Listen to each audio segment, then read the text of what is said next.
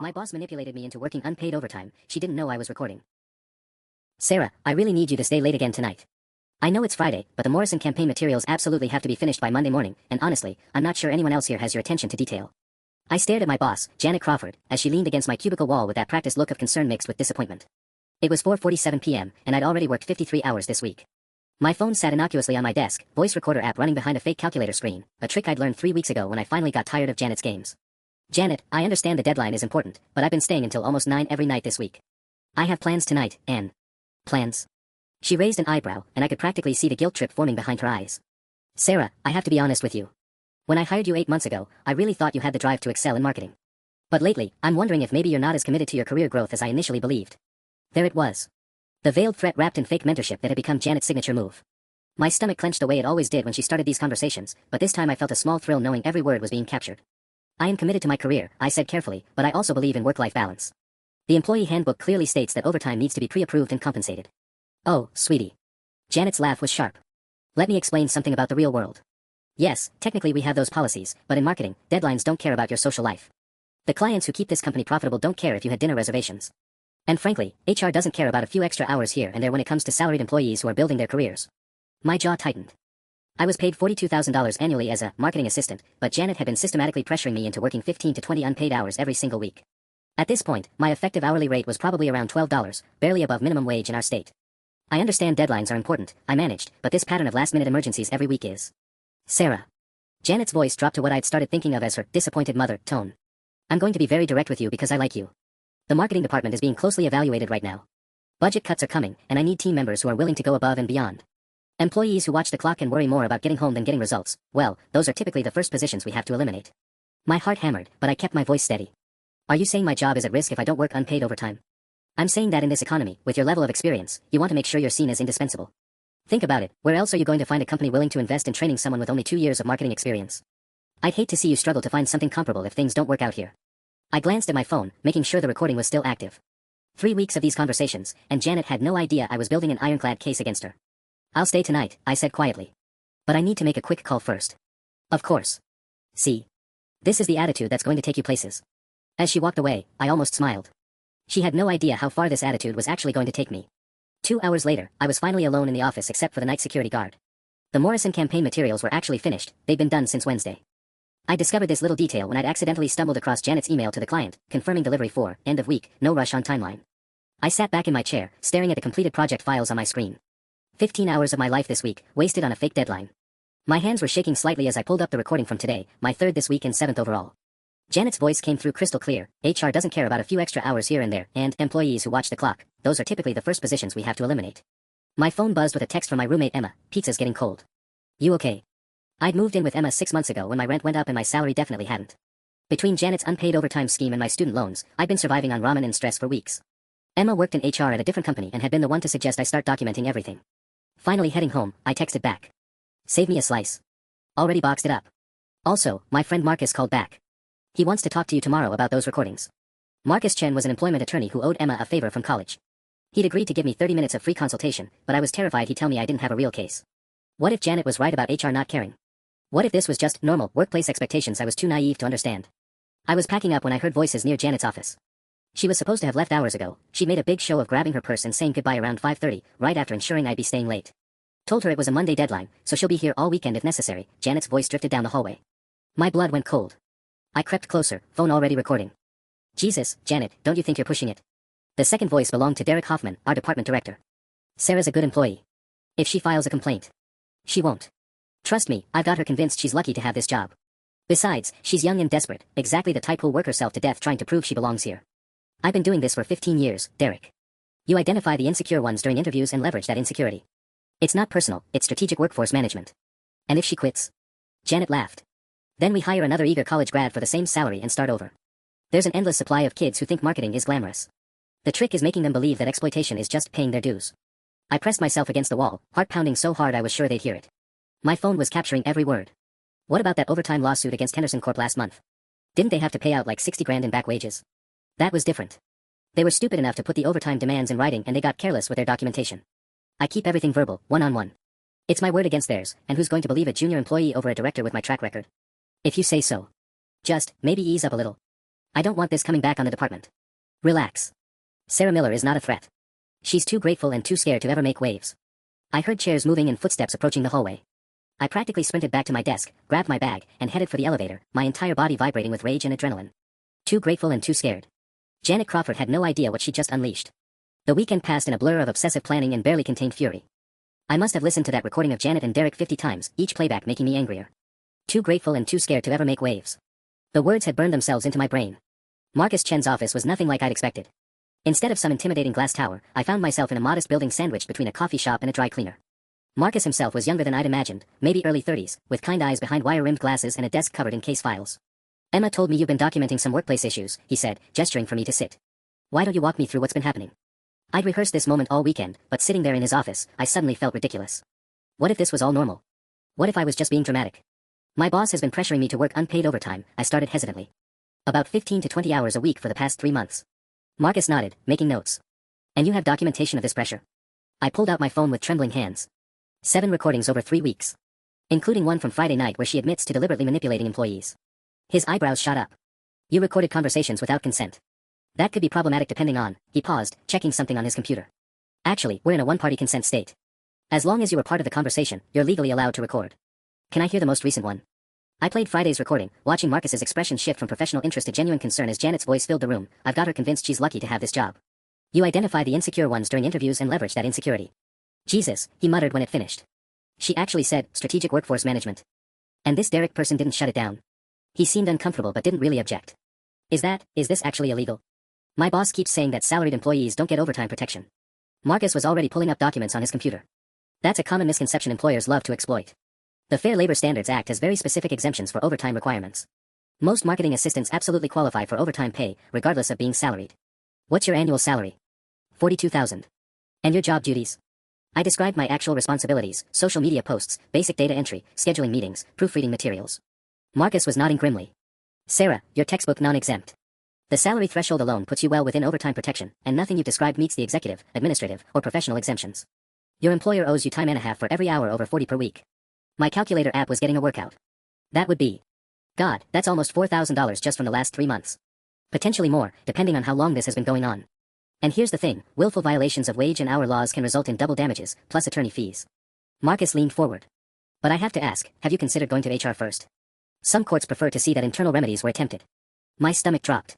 Janet said HR doesn't care about a few extra hours here and there for salaried employees. She made it sound like company policy. That's either a lie or your HR department is setting the company up for a massive lawsuit. Either way, we should probably test that theory. Marcus was already drafting notes. I want you to file a formal complaint with HR this week. Document everything, when you submit it, who you talk to, what they say. If they fail to address it properly, it strengthens our case significantly. What if they fire me? Retaliation for filing a wage complaint is illegal. If they terminate you after this, that's actually another violation we can pursue. Marcus handed me his business card. Emma mentioned you might not be able to afford standard legal fees. I felt heat rise in my cheeks. I'm pretty broke, honestly. Janet's overtime scheme has me living on ramen. We can work on contingency, I only get paid if we win.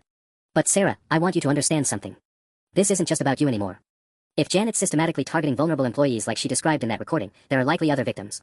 You could be preventing future exploitation. Walking out of Marcus's office, I felt something I hadn't experienced in months, hope. And underneath that, a growing determination that Janet Crawford was about to learn exactly how big of a wave this grateful, scared little employee could make. The HR complaint was going in tomorrow morning. Monday morning arrived with the kind of gray drizzle that seemed to match my churning stomach. I'd printed out my formal HR complaint the night before, 3 pages detailing Janet's systematic wage theft, complete with dates, times, and estimated unpaid hours. Marcus had helped me draft it over the weekend, making sure every legal term was precise. Our HR department consisted of exactly one person, Patricia Hendricks, a woman in her late 50s who'd been with the company for 12 years. I'd interacted with her maybe 3 times total, twice during onboarding and once when I'd needed to update my emergency contact information.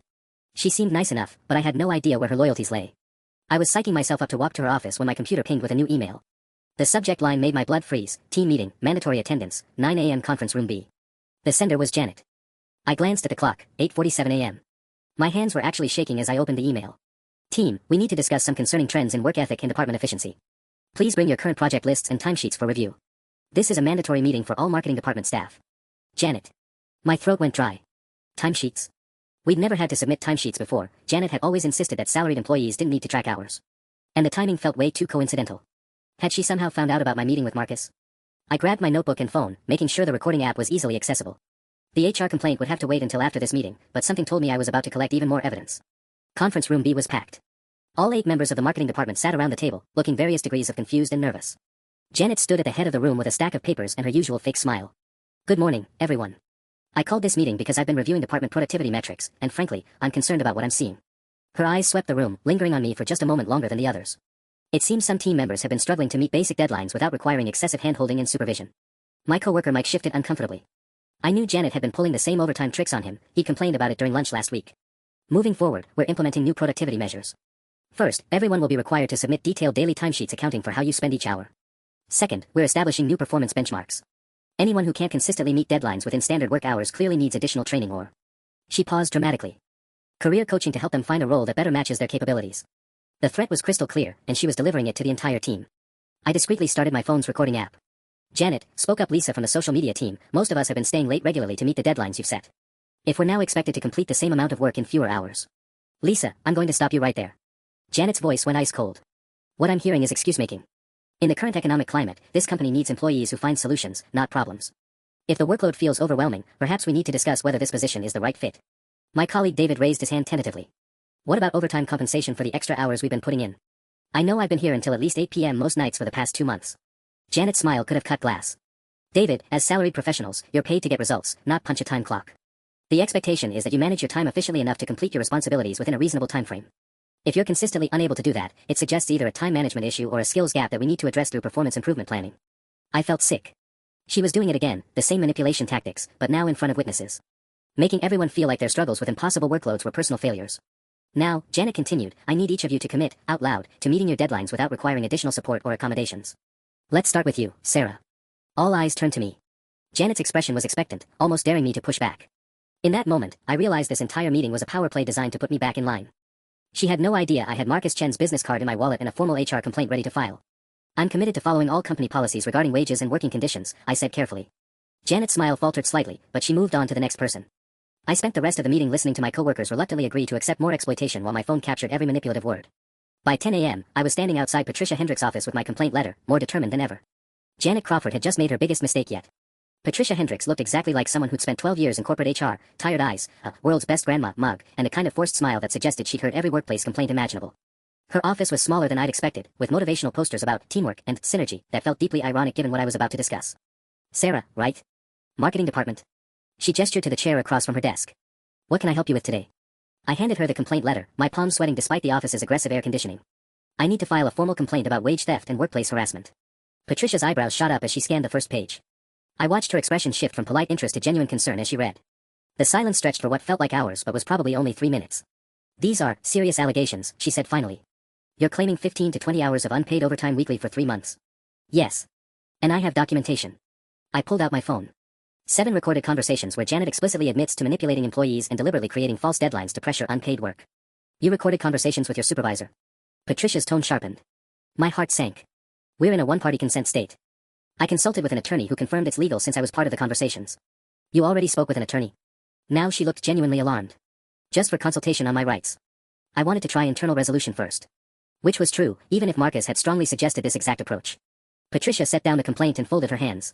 Sarah, I appreciate you bringing this to my attention, but I have to ask, have you considered that there might be miscommunication about expectations? Marketing can be a demanding field, and sometimes new employees misunderstand the time commitment required for salaried positions. The response felt rehearsed, like she'd given this exact speech before. Patricia, Janet literally admitted on recording that she targets insecure employees for exploitation. She called it strategic workforce management. I'd need to review any recordings before we could consider them as evidence. In the meantime, I'm required to investigate these claims. Patricia was already typing notes. I'll need to interview Janet and other department members. However, I want to caution you that filing false or exaggerated complaints can result in disciplinary action. My stomach dropped. Are you suggesting I'm lying? I'm suggesting that workplace conflicts sometimes get blown out of proportion. Janet Crawford has been with this company for 8 years. She's never had any formal complaints filed against her record. Maybe because she intimidates people into staying quiet, I said, my voice sharper than intended. Patricia's expression cooled. Sarah, I'm going to be direct with you. This is a serious accusation that could damage Janet's career and reputation. If you're having performance issues or struggling with time management, there are other resources we can explore. Sometimes new employees feel overwhelmed and misinterpret normal job expectations. I stared at her, realization dawning. This wasn't going to be the supportive investigation I'd hoped for. Patricia was already positioning this as my problem, my misunderstanding, my failure to adapt. I want this complaint officially filed, I said firmly. And I want documentation that I submitted it today. Of course. Patricia printed something and slid it across the desk. Please sign here acknowledging that you understand filing false complaints can result in termination. My hand trembled as I signed. Walking out of her office 15 minutes later, I felt more defeated than hopeful. Patricia had spent more time warning me about consequences than addressing Janet's behavior.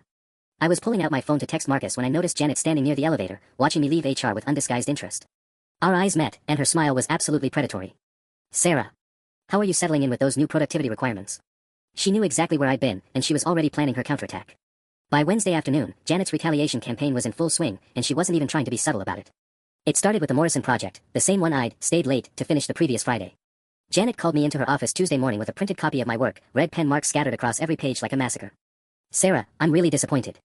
This is sloppy work, typos, formatting inconsistencies, completely unprofessional. She shook her head with theatrical sadness. I had to spend 3 hours yesterday fixing your mistakes. The client specifically commented on the poor quality. I stared at the pages, my stomach churning. Those weren't mistakes, they were fabricated errors.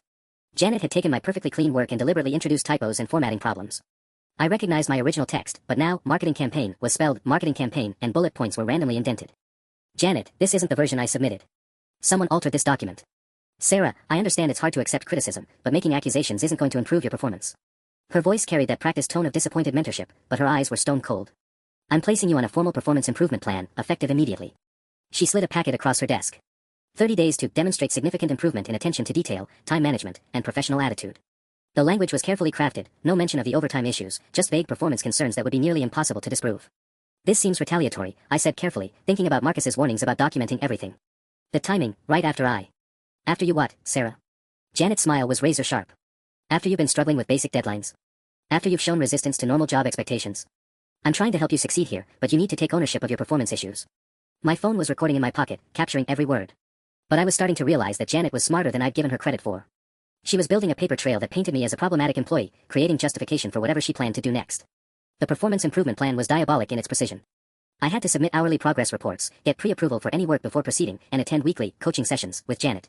It was designed to consume so much administrative overhead that actually completing my regular work would be nearly impossible, setting me up for legitimate performance failures. You'll also be removed from the Henderson Industries account, Janet continued, since that requires someone with proven attention to detail. I'm reassigning you to data entry and filing for the next 30 days. Data entry. After 8 months as a marketing assistant, she was literally demoting me to clerical work. The humiliation was intentional, she wanted me to quit. But Wednesday afternoon brought an unexpected complication that changed everything. I was hunched over a spreadsheet, manually entering social media engagement metrics that could have been automated in 5 minutes, when my coworker Mike appeared at my cubicle looking pale and agitated. Sarah, can we talk? Privately. He glanced around nervously. Maybe grab coffee downstairs. 20 minutes later, we were sitting in the building's lobby cafe, Mike fidgeting with his napkin like his life depended on origami. I heard about your performance improvement plan, he said quietly. And I know why you really went to HR on Monday. My blood went cold. Mike, I don't know what you. Janet's been doing the same thing to me for 6 months. The fake deadlines, the guilt trips, the threats about job security. I've been working 60-hour weeks and I'm exhausted. He looked up at me with desperate eyes. But here's the thing, I wasn't the only one watching when you left Patricia's office. Derek Hoffman saw too, and he told Janet immediately. The coffee shop suddenly felt too hot. What exactly did Derek tell her? That you filed some kind of complaint. Janet's been in full damage control mode since Monday. She's been pulling people into one-on-one meetings, asking if you'd spoken to them about workplace concerns or if you'd seemed disgruntled lately. My hands were shaking as I processed this information. Who else has she talked to? Lisa, David, both Jennies from graphic design, even Kevin from accounting. She's building a case that you're a troublemaker who's been trying to turn employees against management. Mike leaned forward urgently. But Sarah, that's not why I wanted to talk to you. He pulled out his phone and set it on the table between us. I recorded our team meeting Monday morning. The whole thing. And yesterday, when Janet called me in for one of those coaching conversations, I recorded that too. She straight up asked me to sign a statement saying you'd approached me with complaints about company policies. The implications hit me like a truck. Janet wasn't just retaliating against me, she was systematically building a fabricated case to justify firing me while simultaneously intimidating other employees into silence. But now I wasn't alone anymore. Mike, I said slowly, how would you feel about talking to an employment attorney? His relief was palpable. I was hoping you'd ask. Thursday morning brought news that made my blood run cold. Patricia from HR called me at 8:15 a.m., her voice artificially cheerful in that way that meant someone was about to get screwed. Sarah, we need to schedule a follow-up meeting regarding your complaint. How's 2 p.m. today? That works, I said, though my stomach was already churning. Have you had a chance to interview Janet yet? We've conducted several interviews this week. We'll discuss our findings this afternoon. Her tone gave nothing away. Oh, and Sarah? You might want to bring a support person if you'd like. Company policy allows it for these types of meetings. A support person? That sounded ominous as hell. I immediately called Marcus, who agreed to meet me in the lobby at 1:45. But the real bombshell came an hour later, when Mike forwarded me an email that had been sent to the entire marketing department except me. Team, due to ongoing productivity concerns, we're implementing immediate changes to project assignments. Effective today, all client communications must be approved through management before sending. Additionally, access to shared drives will be restricted to essential personnel only. These measures are temporary while we address recent security and quality control issues. Janet. Security issues? I'd never had access to anything remotely sensitive. This was clearly about limiting my ability to document anything else or communicate with coworkers. Janet was locking down the department like I was some kind of corporate spy. The morning got worse when I discovered my computer access had been restricted. I couldn't open half the files I needed for my data entry assignments, the same assignments Janet would undoubtedly mark as incomplete when I couldn't finish them. It's a setup, Mike whispered when he stopped by my desk around noon. She's making sure you can't succeed at the performance improvement plan. Lisa's freaking out because Janet asked her to document any concerning behavior she's observed from you. What did Lisa tell her? Nothing, because there's nothing to tell. But Janet's creating this narrative that you're some kind of disruptive influence. Mike glanced around nervously. There's something else. I heard Derek on the phone with someone from corporate this morning. He mentioned your name and something about addressing the situation before it escalates. My hands went cold. Corporate involvement meant this was bigger than just Janet covering her tracks. They were bringing in reinforcements. At 1:45 p.m., I met Marcus in the lobby, and his expression after I caught him up was grim. They're accelerating the timeline, he said as we rode the elevator to the third floor. Usually retaliation campaigns build slowly, but it sounds like they're panicking. That's actually good for us, desperate people make mistakes. It doesn't feel good. It feels like they're about to destroy me. Sarah, remember, you have 7 recordings of Janet admitting to wage theft and employee manipulation. Plus Mike's recordings from this week. They can create all the fake performance issues they want, but they can't erase that evidence. Patricia's office felt different this time. She wasn't alone. Derek Hoffman sat beside her desk, along with a woman I didn't recognize in an expensive-looking suit. Sarah, thank you for coming. This is Amanda Torres from our corporate legal team. Patricia's smile was arctic. And you brought Marcus Chen, employment attorney, Marcus said smoothly, shaking hands with everyone. I'm here in a consulting capacity. The temperature in the room dropped 10 degrees. Amanda Torres looked like she'd just swallowed something unpleasant. Well, Patricia said, shuffling papers awkwardly, let's get started. We've completed our preliminary investigation into your complaint, Sarah. Unfortunately, we found no evidence to support your allegations of wage theft or workplace harassment. I felt the words like a physical blow, but Marcus's hand on my arm steadied me. We interviewed multiple department members, Derek added, and no one corroborated your claims about excessive overtime or inappropriate pressure from Janet. In fact, several employees expressed concern about your recent attitude and work quality. That's interesting, Marcus said calmly, because my client has 7 recorded conversations that directly contradict those findings. Would you like to hear them? Amanda Torres leaned forward sharply. Recorded conversations. And just like that, I realized we'd walked into an ambush, but so had they. Marcus pulled out a small digital recorder and set it on Patricia's desk like he was laying down a royal flush. This is from last Friday evening, when Sarah was working unpaid overtime on the Morrison project. Janet's voice filled the room, crystal clear. You identify the insecure ones during interviews and leverage that insecurity. It's not personal, it's strategic workforce management. Amanda Torres went pale. Derek Hoffman looked like he was going to be sick. Patricia stared at the recorder like it might explode. There are 6 more recordings, Marcus continued conversationally, including one from Monday's team meeting where Ms. Crawford threatened the entire department with termination for requesting overtime compensation. But what's really interesting is this one from yesterday. He pressed play again. Janet's voice emerged, talking to someone I couldn't identify. Sarah filed some complaint with HR, but Patricia's handling it. We just need to document enough performance issues to justify termination. Make it look legitimate. The silence in the room was deafening.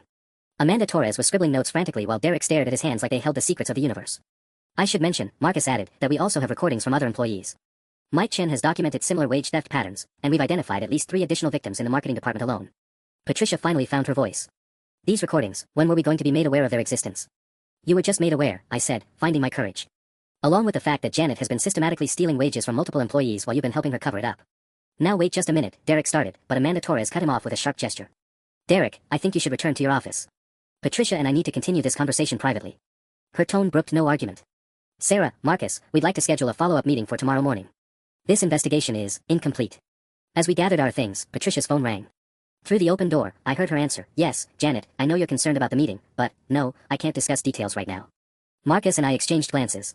Even with corporate legal involved, Janet was still trying to control the narrative. Walking to the elevator, I felt simultaneously victorious and terrified. We'd just dropped a nuclear bomb on their neat little retaliation plan, but cornered animals were dangerous. What happens next? I asked as the elevator doors closed. Now they panic, Marcus said grimly. And panic makes people do stupid things. I guarantee Janet doesn't know about those recordings yet, which means she's going to keep digging her hole deeper. As if summoned by his words, my phone buzzed with a text from Mike, emergency. Janet called me into her office. She's asking about your meeting with HR and whether you mentioned any recordings. She doesn't know I was there. What should I do? I showed Marcus the message. His smile was sharp enough to cut glass. Tell him to go to that meeting, Marcus said. And tell him to keep his phone recording. Janet Crawford is about to hand us the smoking gun we need to destroy her completely. My fingers trembled as I typed back, go to the meeting. Record everything. She just buried herself but doesn't know it yet. The war was far from over, but for the first time in months, we were winning. Friday morning arrived with the kind of corporate chaos that would have been hilarious if my career wasn't hanging in the balance. Mike's recording from Thursday afternoon had been even more damning than we'd hoped, 43 minutes of Janet explicitly coaching him to lie about my disruptive behavior and asking him to backdate emails to create a false timeline of performance issues. But the real revelation came at 6:47 a.m. when my phone rang. It was David from the social media team, and he sounded panicked. "Sarah, I'm in the parking garage. Can you meet me before going upstairs? It's about Janet, and I can't talk about this in the office." 20 minutes later, I was sitting in David's Honda Civic, listening to him explain how my HR complaint had set off a chain reaction I never could have anticipated. "After you met with Patricia on Monday, Janet went into full crisis mode. But here's what you don't know, she's been doing this for years, not months. I've been here 3 years, and she pulled the same overtime scam on my predecessor, Amy Rodriguez." My stomach dropped. What happened to Amy? Janet pushed her until she had a breakdown and quit. But get this, Amy filed for unemployment, and during that process, she documented everything. Janet convinced HR to fight the unemployment claim by saying Amy was terminated for poor performance. The whole case file is sitting in Patricia's office. David pulled out his phone, hands shaking. "My girlfriend works for the unemployment office. Amy's case was flagged because the company's documentation didn't match Amy's work samples. They suspected fraud but couldn't prove it without internal cooperation." "Holy shit," I whispered. "Janet's been running this scheme for years. It gets worse. Amy wasn't the first. Janet's been through 7 marketing assistants in 5 years. 7, Sarah. They all left under mysterious circumstances after performance issues that seemed to come out of nowhere." My mind was racing. This wasn't just about my situation anymore. Janet had been systematically exploiting and destroying young employees for half a decade. No wonder she was so confident in her methods. "David, why are you telling me this now?" He looked miserable. "Because yesterday, Janet pulled me into her office and asked me to sign a statement saying you'd been attempting to organize employees against management and showing signs of potential workplace violence." My blood went ice cold. Workplace violence? What the hell? "She's escalating, Sarah. When I refused to sign, she started asking weird questions about whether you'd ever seemed unstable or made concerning comments about the company. She's building a case to have you fired for cause, not just performance issues, but as a security threat." I stared through the windshield at employees walking into our building, everyone looking normal and professional, while upstairs Janet was constructing an elaborate character assassination that could destroy my reputation permanently. "There's something else," David continued. "After our meeting, I heard Janet on the phone with someone, sounded like another manager or maybe corporate. She kept saying things like containing the situation and minimizing exposure. She mentioned your name at least 6 times. My phone buzzed with a text from Marcus. Corporate moved our meeting to 9 a.m. They want Janet present. Bring everything." I showed David the message. "They're forcing a confrontation." "Sarah, Janet doesn't know about the recordings yet, does she?" "Not unless Derek or Patricia told her, which would be incredibly stupid given the legal implications." David was quiet for a moment, then looked at me with something like admiration. "You know what? I'm tired of being scared of her. If you're willing to fight this, I want to help. I kept copies of all my original work from the past 6 months, the stuff she claimed had quality issues. I can prove she was altering my files just like she did with yours." As we walked toward the building, my phone rang again. Unknown number. "Is this Sarah Miller?" "This is Amy Rodriguez. I heard through the grapevine that you're having issues with Janet Crawford. We need to talk." The pieces were falling into place, but I had no idea if we were building a fortress or walking into a trap. Amy Rodriguez turned out to be everything I'd hoped for and more. We met at a coffee shop 3 blocks from the office at 8:15 a.m., giving me just enough time before the nuclear confrontation Marcus had scheduled with corporate. She was older than I'd expected, probably 32 or 33, with the kind of tired eyes that came from fighting battles nobody else understood. But when she pulled out a manila folder thick enough to choke a horse, those eyes went sharp as laser beams. 3 years of documentation, she said, sliding it across the table. Everything Janet did to me from March 2019 until I finally cracked in September 2022. Fake performance reviews, altered work samples, manufactured disciplinary actions. The whole playbook. I flipped through page after page of familiar torture. Email timestamps showing impossible deadlines. Performance reviews that contradicted earlier praise. And buried in the middle, a handwritten note that made my blood freeze: strategic employee management, identify financial desperation, leverage family obligations, maintain plausible documentation trail. She kept notes, I whispered. Janet actually kept notes on how to manipulate people. Amy's laugh was bitter. She thought she was being smart. That note fell out of her planner during a meeting in 2021. I photographed it before she noticed. She pointed to another document. And this is the real smoking gun, an email thread between Janet and Derek about cycling through assistants to maintain cost efficiency. The email was from 18 months ago, Derek's response clear as day: as long as turnover stays below corporate radar and no legal complaints are filed, continue current staffing strategy. Derek knew, I breathed. He's been actively enabling this. Derek's the one who suggested the performance improvement plan tactic. Make it look legitimate, create paper trails that justify termination, avoid any appearance of retaliation. Amy's voice was steady but her hands were trembling. Sarah, when David reached out to me yesterday, I knew I had to help. Janet destroyed my confidence so completely that I'm still in therapy. I can't let her keep doing this to people. My phone buzzed, Marcus, texting that he was in our building's lobby. It was 8:47 a.m. Amy, would you be willing to come upstairs with me? Right now. Marcus needs to see this evidence, and corporate needs to understand they're not dealing with one disgruntled employee. Her face went pale, but she nodded. I've been waiting 3 years for this chance. The elevator ride felt eternal. Amy clutched her folder like a life preserver while I tried to process the magnitude of what we'd uncovered. This wasn't just wage theft, it was a systematic pattern of psychological abuse designed to exploit vulnerable workers while maintaining corporate plausibility. Marcus was waiting outside the conference room when we arrived, and his expression shifted from confusion to amazement as Amy introduced herself and handed over her documentation. Jesus Christ, he muttered, scanning the handwritten manipulation notes. This is conspiracy-level planning. Sarah, do you understand what this means? Before I could answer, the conference room door opened and Amanda Torres appeared, her expensive suit looking slightly wrinkled. Sarah, we're ready for you. Actually, Marcus said smoothly, we have additional evidence and another witness. I'd like to introduce Amy Rodriguez, former marketing assistant, and present these supplementary materials for your review. Amanda's face went through about 6 different emotions in 3 seconds. Behind her, I could see Patricia and Derek already seated at the conference table. But the chair where Janet should have been sitting was conspicuously empty. Where's Janet? I asked. Amanda's pause lasted just a beat too long. Ms. Crawford has been placed on administrative leave pending investigation. Let's discuss your additional evidence. As we walked into the room, I realized Janet had no idea the walls were finally closing in. But somehow, that made me more nervous, not less. Cornered animals were always most dangerous right before the trap snapped shut. The conference room felt like a courtroom as Marcus methodically laid out Amy's evidence alongside my recordings. Amanda Torres scribbled notes frantically while Patricia looked like she wanted to disappear into her chair. Derek hadn't said a word since we'd entered, just stared at the table with the expression of a man watching his career implode in real time. This email from Derek to Janet, dated March 15, 2022, Marcus said, sliding a printout across the table, explicitly references cycling through assistance as a cost-saving measure. That's not performance management, that's deliberate exploitation with management approval. Amanda studied the document, her corporate poker face finally cracking. Derek, is this your email address? That was taken out of context, Derek stammered. We were discussing normal turnover patterns, not. Continue current staffing strategy as long as no legal complaints are filed, Amy read aloud. How exactly is that taken out of context? Before Derek could respond, Amanda's phone buzzed. She glanced at the screen and her face went chalk white. Excuse me for one moment. She stepped into the hallway, but through the glass door we could see her having what looked like an increasingly frantic conversation. When she returned 2 minutes later, she looked like she'd aged 5 years. We have a situation, Amanda announced. Our IT department has been conducting a routine audit of employee email accounts, and they've discovered that Ms. Crawford has been busy this morning. She pulled out her laptop and turned it toward us. On the screen was an email timestamp, 6:23 a.m., sent from Janet's company account to her personal Gmail. Janet forwarded herself confidential employee records for 17 current and former marketing department staff members. Performance reviews, salary information, HR complaint records, everything. She accessed files she had no authorization to view and sent them to an external email address. My mouth went dry. What does that mean? Marcus leaned forward sharply. It means she's planning something. People don't steal personnel files unless they're building a defense or looking for leverage. It gets worse, Amanda continued, clicking to another email. She also sent herself our entire database of unemployment claim disputes from the last 5 years, including Amy's case file. Amy grabbed my arm. She's going to claim this is all some conspiracy against her. Make it look like former employees are coordinating false allegations. Patricia finally found her voice. Amanda, what's our legal exposure here? If Janet's been manipulating performance reviews for years. Massive, Amanda said bluntly. We're looking at potential wage theft violations for multiple employees, conspiracy to defraud unemployment benefits, retaliation claims, and now data theft. And if she uses those stolen files to harass former employees. She trailed off, shaking her head. My phone vibrated with a text from an unknown number. Sarah, this is Janet. We need to talk privately before you make a mistake that will ruin your career. Coffee at Brewster's on 5th Street, 11 a.m. Come alone. I showed the message to Marcus, whose expression went grim. She's trying to isolate you. Probably wants to offer some deal or make threats away from witnesses. Should I go? Absolutely not. Forward that message to me immediately, it's evidence of continued harassment. Marcus turned to Amanda. Your employee is now attempting to circumvent your internal investigation by directly contacting the complainant. This has to stop. Amanda was already dialing someone. Security. I need Janet Crawford's building access revoked immediately. And contact legal, we need to discuss emergency injunctive relief.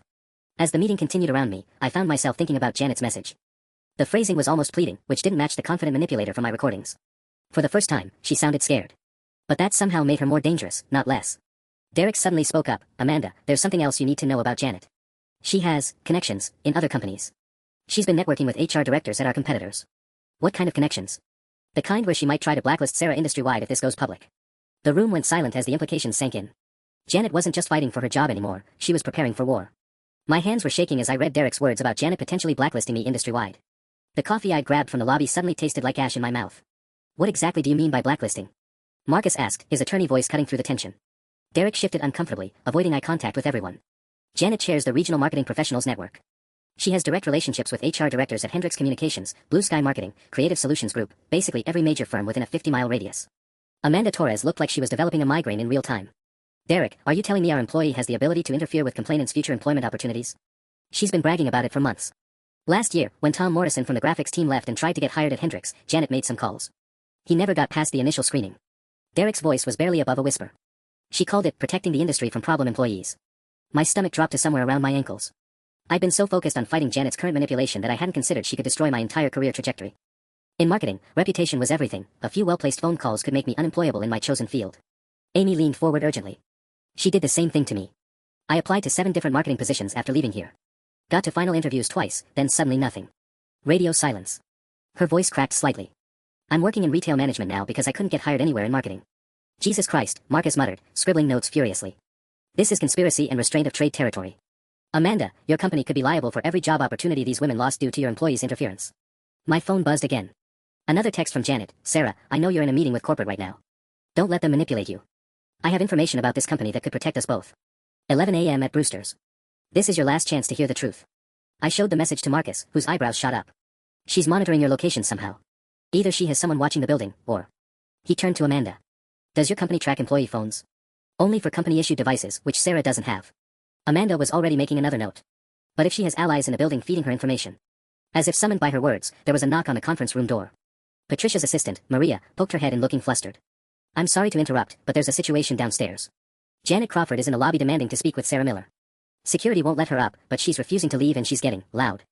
Through the conference room windows, I could see other employees gathering in the hallway, drawn by the commotion that was apparently happening 15 floors below us.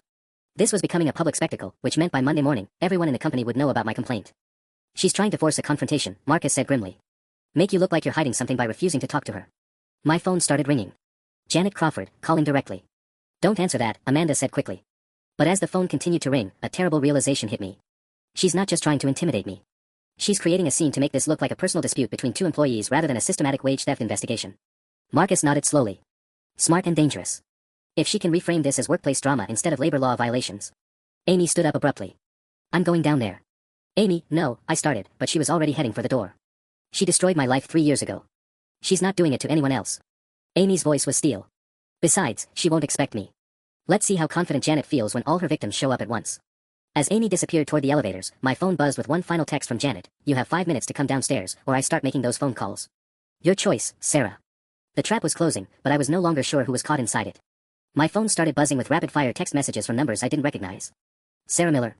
This is Jessica from Blue Sky Marketing. Janet Crawford reached out about your workplace conduct issues. We need to discuss your application. Hi Sarah, Tom from Creative Solutions Group. Withdrawing your resume from consideration based on professional reference feedback. Sarah, Hendricks Communications HR.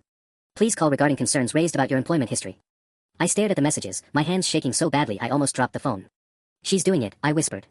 She's actually making the calls right now. Marcus grabbed my phone, scrolling through the messages with growing fury. This is happening in real time. While she's sitting in your lobby making a scene, she's simultaneously destroying your career prospects. He turned to Amanda. How many companies did Derek say she had connections with? At least a dozen major firms, Derek mumbled, looking like he wanted to crawl under the table. Amanda was already on her phone. Legal? I need an emergency restraining order filed within the hour. We have an employee actively engaging in tortious interference and harassment. But my attention was drawn to the conference room windows. I could see employees gathering in clusters throughout the office, their phones out, clearly recording something. The lobby confrontation was being live-streamed across social media by our own coworkers. Oh God, Patricia breathed, looking at her own phone. Janet's posted a video on LinkedIn. Exposing workplace retaliation against ethical managers.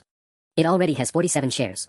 Marcus snatched Patricia's phone and we all watched in horror as Janet, standing in our corporate lobby, delivered a performance worthy of an Academy Award. She looked professional, composed, and utterly believable as she spoke directly to the camera. I'm Janet Crawford, 8-year marketing director at Morrison & Associates. I'm being forced to speak publicly because my attempts to address serious workplace issues through proper channels have been blocked by corporate intimidation tactics. A junior employee has filed false allegations against me after I documented legitimate performance concerns. Rather than investigate fairly, this company has placed me on administrative leave and is allowing their lawyers to coach other employees into fabricating supporting stories. My mouth went dry as she continued. I have evidence of coordinated false testimony, manufactured documentation, and systematic employee coaching designed to support frivolous legal claims. Sarah Miller, Amy Rodriguez, and others are being manipulated by outside attorneys seeking settlement money. The video had been posted 23 minutes ago and already had 127 views, 31 comments, and 18 shares. Comments were appearing in real time. Brave of you to speak out. Corporate bullies always silence the truth tellers. Hope you sue them for everything. This is why good managers can't do their jobs anymore. She's flipping the entire narrative, I said, my voice barely functional. Making herself the victim. Amy burst back into the conference room, breathless and furious. She's gone. Security escorted her out, but not before she handed business cards to half the lobby and told everyone to look up the real story on LinkedIn. Derek's phone started ringing. Then Patricia's. Then Amanda's. The story was spreading through professional networks faster than we could contain it. Amanda, Marcus said urgently, we need to move fast. Every minute that video stays online, it becomes harder to repair the damage to my clients' reputations.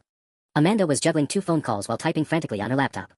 Legal's filing emergency motions, but social media moves faster than courts. We need. She stopped mid-sentence, staring at her screen. Oh, this is bad. Janet just tagged Morrison and Associates' official LinkedIn page in a follow-up post. She's making this a public referendum on our company's ethics. My career wasn't just being destroyed, it was being executed in front of an audience. The war was escalating beyond anything I'd imagined, but then Mike appeared in the conference room doorway with news that changed everything. Sarah, you need to see this, he said, holding up his phone with trembling hands. Janet just made a huge mistake. He set his phone on the conference table and hit play. It was a video call recording. Janet's face filled the screen, but she clearly didn't know she was being recorded. Mike, thank God you answered. Listen, I need you to post something on LinkedIn backing up my story. Say that Sarah approached you about making false complaints against management.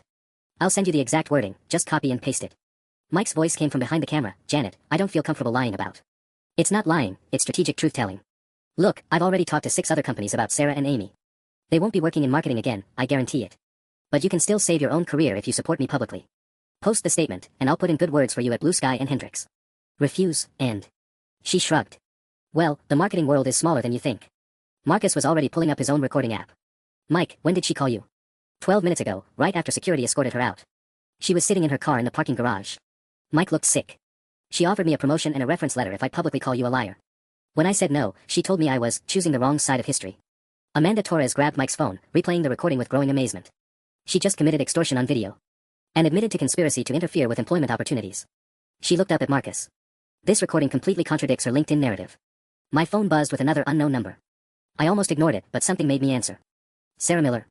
This is Rebecca Chin from Channel 7 News. We received an anonymous tip about a workplace harassment story involving Morrison and Associates. Are you available for comment? My blood went cold. What kind of tip? Someone sent us a LinkedIn video about false allegations against a manager, but also audio recordings that seem to tell a different story. We're trying to verify the facts before running the segment. I muted the call and looked at Marcus in panic. Channel 7 News. Someone sent them Janet's LinkedIn video and my recordings. Who has access to your recordings? Marcus asked urgently. Just you, me, and... I looked around the room at the faces staring back at me. Everyone in this room has heard excerpts. Derek's face went gray. Janet's been calling people all morning. She could have promised someone money for inside information. But Amy was shaking her head. No, this is good news. Think about it, if a reporter has both Janet's public story and the actual recordings, they'll immediately see the contradictions. Janet's LinkedIn video will destroy her credibility. Amanda was already speed dialing. Corporate communications. We have a media situation developing. I need all press inquiries routed through legal immediately. I unmuted my phone. Rebecca, I'm not available for comment right now, but you should contact Morrison and Associates Corporate Communications for any official statements. Actually, Sarah, the person who contacted us suggested you might have additional evidence about systematic wage theft. They said there are multiple victims and documentation going back years. My mouth went dry. Someone was feeding Channel 7 our entire case strategy. But who? I can't comment on ongoing legal matters, I said carefully. Understood. But Sarah? You should know, we've already verified that 3 former Morrison and Associates employees filed unemployment claims citing similar issues. This story is running with or without your cooperation. The question is whether you want your side represented accurately. As I hung up, Patricia's assistant appeared in the doorway again, looking even more flustered than before. Amanda, Janet Crawford is back. She's in the parking lot with a cameraman and a reporter. They're interviewing employees as they leave for lunch. Through the conference room windows, we could see people gathering at the building's exits, phones out, filming everything. Janet had turned our workplace into a media circus. And somehow, I was starting to think that might be exactly what we needed. The circus Janet created in our parking lot turned out to be her final, fatal mistake. By 3 p.m., Channel 7's Rebecca Chen had interviewed 4 current employees, 2 former employees, and captured Janet on camera making increasingly desperate claims that contradicted her own earlier statements. When Rebecca played back excerpts of my recordings during the live interview, Janet's face went through a spectacular range of emotions before she attempted to grab the reporter's microphone. That footage, a marketing director physically lunging at a journalist while screaming about illegal recordings and conspiracy, went viral within hours. But the real knockout punch came when Rebecca interviewed Amy live on the 6 o'clock news, with copies of Janet's handwritten manipulation notes clearly visible on camera. Strategic employee management, identify financial desperation, leverage family obligations, became the quote that ended Janet's career forever. Marcus called me at 7:23 p.m. with news I barely dared to hope for. Sarah, Morrison and Associates Corporate Counsel just called. They want to settle. All of it. Your case, Amy's case, and 3 other former employees who came forward after seeing the news coverage. I was sitting in my apartment with Emma, both of us stress-eating pizza while obsessively refreshing social media. Janet's LinkedIn video had been removed for violating harassment policies, but not before it was screenshot and shared across dozens of employment law forums with commentary like How Not to Handle HR Complaints and Exhibit A in Retaliation Lawsuits. What kind of settlement? I asked, my hands shaking slightly. $47,000 in back wages and damages for you. Amy's getting $63,000. The others are still being calculated, but we're looking at over $200,000 total. Marcus paused. Plus, Janet's been terminated for cause, Derek's been demoted, and Patricia's under investigation. The company's also implementing mandatory wage and hour training company-wide. I did quick math in my head. $47,000 was more than my entire annual salary. It was enough to pay off my student loans, build an emergency fund, and actually have financial breathing room for the first time in my adult life. And Janet? Career over. The LinkedIn incident made her unemployable in any professional capacity. 3 companies have already publicly distanced themselves from her, and the State Department of Labor is investigating her for systematic wage theft going back 5 years. Marcus's satisfaction was audible. She's also facing potential criminal charges for the data theft and extortion. Emma grabbed my arm as I hung up, both of us too stunned to speak for a moment. You did it, she finally whispered. You actually took down the monster. The next morning brought a flood of messages from former Morrison and Associates employees I'd never even met. Apparently, Janet's reign of terror had extended far beyond the marketing department. Assistants, coordinators, junior analysts, all sharing stories of impossible deadlines, unpaid overtime, and psychological manipulation that followed Janet's exact playbook. But the message that meant the most came from Mike. Sarah, I just got promoted to interim marketing director. First order of business is establishing clear overtime policies and eliminating all unpaid work expectations. Thank you for being brave enough to fight back. 6 months later, I was working as a marketing coordinator at Blue Sky Marketing, ironically, one of the companies Janet had tried to blacklist me from. When they called for my interview, the hiring manager mentioned they'd specifically sought me out after seeing the Channel 7 news coverage. We need people with integrity who aren't afraid to stand up for what's right, she'd said. That's exactly the kind of employee we want. Janet Crawford taught me that bullies count on their victims staying silent, isolated, and afraid. She never expected that grateful, scared little Sarah Miller would turn out to have a voice loud enough to bring down her entire corrupt system. Sometimes the best revenge is simply refusing to disappear quietly.